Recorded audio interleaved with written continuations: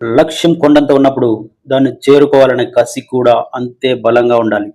దానికి నిలువెత్తు నిదర్శనమే ఈ హర్యానా వీరుడు రోహతాస్ కిలేరి. రోహతాస్ ఒక సాధారణ యువకుడిగా ప్రయాణం మొదలుపెట్టి నేడు ప్రపంచం గర్వించే రికార్డులు సృష్టించాడు. 2021లో ఆఫ్రికాలోని ఎత్తైన పర్వతం కిలిమంజారోపై ఏకంగా 24 గంటల పాటు గడిపి వరల్డ్ రికార్డ్ నెలకొల్పారు. అంతేకాదు, ప్రపంచంలోనే అత్యంత ఎత్తైన ఎవరెస్ట్ శిఖరాన్ని అధిరోహించి భారత త్రివర్ణ పతాకాన్ని గర్వంగా రెపరెపలాడించారు. -డిగ్రీల చలి, ప్రాణాలకు తెగించే సాహసం ఇవేవి ఆయనను ఆపలేకపోయాయి. ఆయన ప్రయాణం మనకు నేర్పించే పాఠం ఒకటే: మీ కలల ముందు ఏ పర్వతమైనా చిన్నదే. మీరు పడిపోవచ్చు, కానీ ఆగిపోకూడదు. రోహతాస్ కిలేరి సాధించిన ఈ విజయం ప్రతి భారతీయుడికి ఒక గర్వకారణం. కష్టాలు ఎదురైనప్పుడే వెనుకడుగు వేయకండి.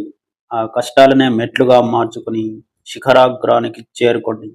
జై హింద్.